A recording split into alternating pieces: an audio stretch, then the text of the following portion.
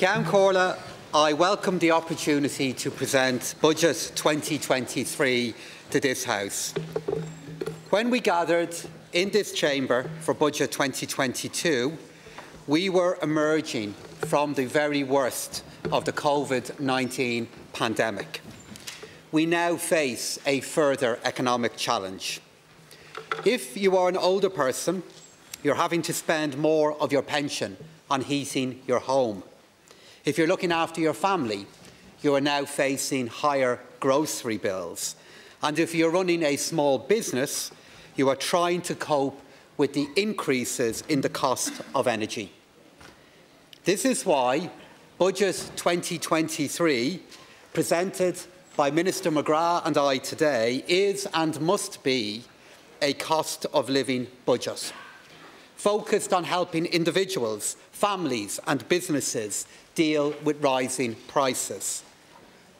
As we have seen all too clearly over the past few years, with Brexit, with COVID and now with the war in Ukraine, unforeseen risks and challenges are becoming more frequent in their occurrence and more severe in their impact. As one of the most open economies in the world, we benefit when things are going well internationally, but when they reverse, we are also one of the most exposed. And as such, it is imperative that we are prepared for these shocks. Our recovery from the pandemic is testimony to the value of that preparation.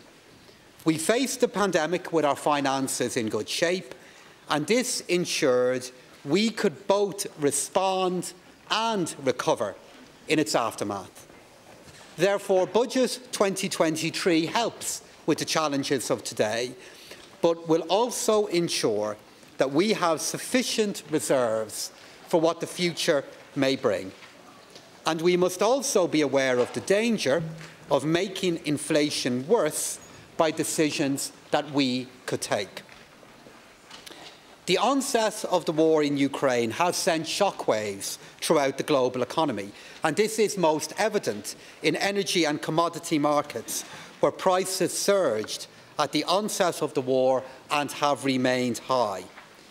Energy price inflation intensified over the summer as concerns grew regarding a complete shutdown of Russian gas supplies. The wholesale price of natural gas is now around 8 times its average level in the years preceding the war. The inflationary pressures from energy have been further compounded by the imbalance between demand and supply that emerged as economies reopened. Consumers released substantial pent-up demand as restrictions were eased, while supply chain bottlenecks prevented firms from keeping up with that demand. So, as a result of these factors, headline inflation in Ireland, similar to many other economies, is now running at highs not seen in many decades. My department now updates its forecasts to headline inflation of 8.5% for 2022 and just over 7% for 2023. Non-energy, or so-called core inflation, is also experiencing high levels of growth, suggesting effects from energy and commodities to other sectors, such as food, consumer goods and services.